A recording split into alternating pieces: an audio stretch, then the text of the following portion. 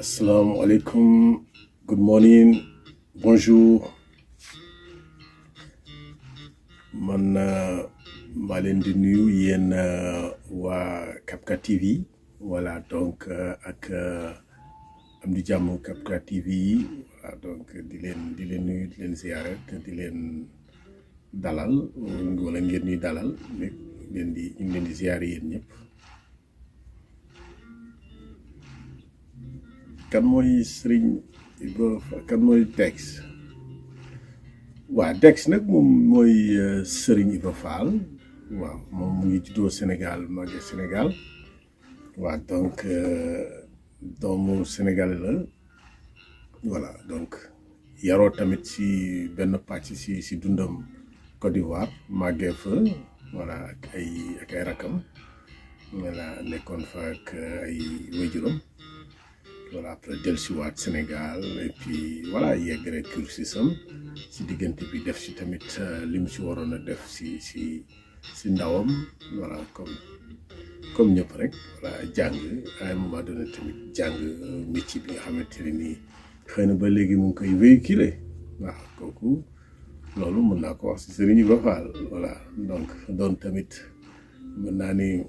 Baye Fallu Sëñ Bamba voilà.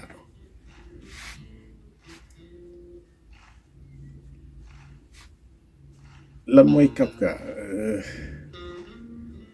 waaw lan mooy Kapka loolu moom dina ma neex te tontu si waaw Kapka nag benn organisation la bu ma initié waaw bu ma initié man Dex waaw maa ko initié depuis 2009 waaw 2009 laa ko initié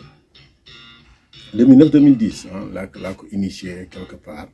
voilà pour plusieurs raisons mais plutôt engagé rek ci culture ak art waaw man mi wax ak yow it xëy na ci sama introduction sama jaar naa fi Europe voilà donc nekkoon fi ci ay sphères yu bari def tamit ak benn marque bu mag liggéey fa donc ci diggante liggéey boobu ñu ci def ci ay rencontres ba am si yenn expertise yi si culture nekkoon fi conseiller si benn plateforme culturelle benn festival bu nekk Winter Tour donc foofu ñu nekkoon foofu si conseiller à côté de Daniel Bila bi doon président au festival au Winter Tour boobu sur le côté aspect africain donc loolu ñu jël fa tamit ak si lim doon liggéey yëpp si yenn festival yi ñu doon liggéey de temps en temps di ci dem. voilà comme tout un africain rek bu bëgg culture am bëgg aaram waa di ci dem donc am si benn expertise nag boo xamante ne nii moom lañ andiwaale bi ñuy ñëw en 2008 au Sénégal di ñibbi si ay yeneen raison nag si ay yeneen raison yu ñu woon culture mais yoo xamante ni professionnel woon te xëy na yooyu dinañ si ñëwaat si yeneenu maanaam jàkkaarloo waaw.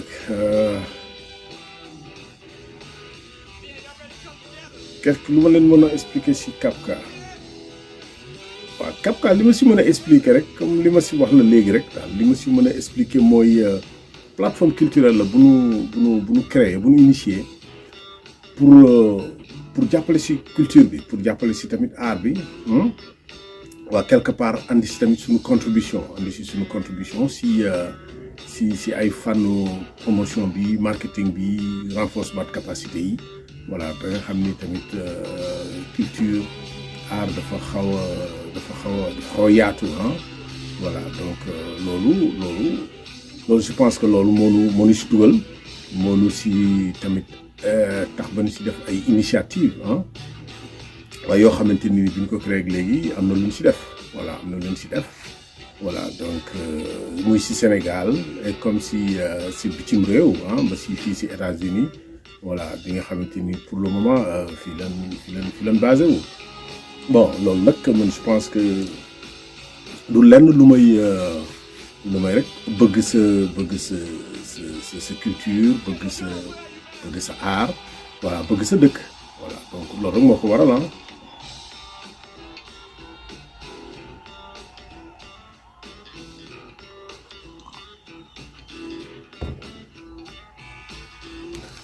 lan la Kapka jot a def Cap-Vert nag li mu jot a def bari na bariwul waaw parce que biñ ko déjà créé rek amoon nañ boobu déjà si lu mu lekkoon doon ko bëgg a def Brésil waaw parce que ma expliqué tamit tuuti nii bi may doog a ñëw en 2008 jóge Allemagne ñibbi si ay yeneen raison mu andi woon des raisons professionnelles voilà donc finalement bi ma ñëwee gis ni culture bi ça bouillonnait au niveau de l'Afrique et du Sénégal en particulier mais quelque part quand même dans am na ay secteurs yoo xamante ni nii dafay am ay gap voilà yooyu nag xëy na ñun lan andi rek suñu toute contribution offrir suñuy service au niveau de la fondation UCAD voilà boobu son directeur c'était monsieur Diène voilà que je salue de passage et mu ubbil ma buntu yi voilà mu accès ma sumay service voilà et boobu nag la commencé vraiment am l'opportunité de dérouler li nekkoon ci sumay idée voilà li nekkoon ci sumay gis-gis voilà si lu ñu war a mën a def jàppale culture bi bon après nag man je pense que def nañ fa ay liggéey si Dakar jóge fa def ay liggéey si États-Unis voilà donc avant boobu fekk na bi ñu ko créé def na li ñu njëkk a def c'était la foire internationale d'intégration africaine qui était la FIDIA mu ngi doon amee Gabon voilà boobu tamit dama jëloon initiative liggéey ak ay jigéen ñi nekk Gorée voilà donc ba may liggéey ñoom tamit dama leen daan sélectionner par rapport ak seen engagement et seen connaissance si li ñuy def daal voilà parce que boo ñëwee jëlee lu mel ni ay jigéen ñuy def ay perlage et ay cax je pense que day baax nga si liggéey ak ay professionnels yoo xamante ne am nañ si ay notions si per yi si même ni ñuy nasee et tout parce que lépp lu mën a demee rek day doon koo xamante ni nii voilà day représenter li muy def te loo xamante ni culture la donc finalement da ngay mel ni kuy def sa sélection voilà benn casting mais tout de même lépp day ñëw naturellement rek voilà parce que du doon loo xamante ni nii day compliqué wala ñu kiyal ko mais ñoom it dañuy daal di comprendre donc fekk si la et si lañ créé FIDIA donc def si première édition au Gabon franchement qui était génial et après ñu dem si ba am si collaboration ak waa ambassade ba voilà ñu faciliter nous vraiment les aléas parce que tamit booy dem da nga koy préparer telle sorte que yaa ngi commencé loo xam ne du mën a yóbbu logistique bu diis te ñoom it bu ñu demee dañuy jaay ji donc da ngay fexe ba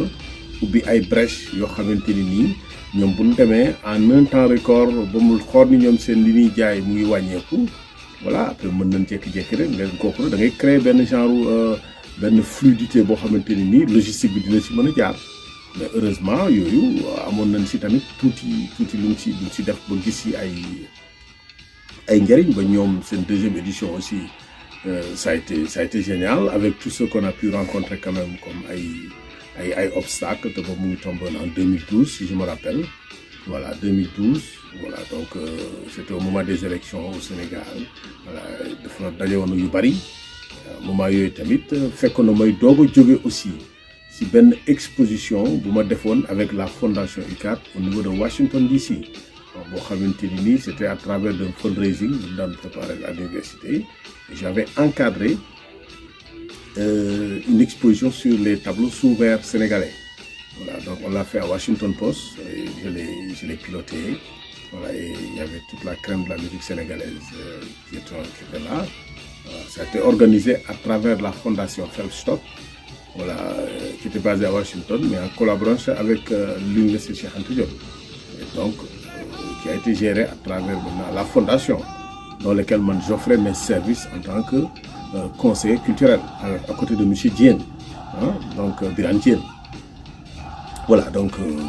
liggéey bi daal noonu la doxee woon et puis voilà donc mais lépp lu su mënti amoon rek xam nga gisoon nañ si lu kawe suñu njort parce que bi ñu ñëwee tamit Washington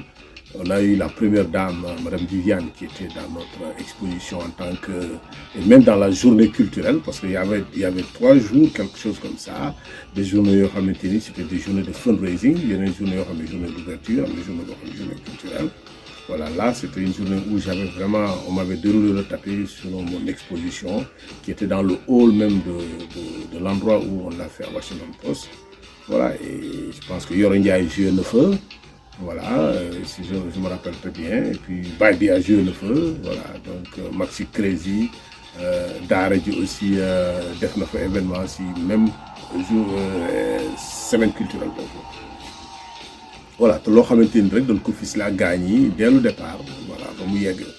Donc kooku c'était bien avant ñu def Fidia, mais moment yi ñu doon def événement boobu on était là en train de ficeler le programme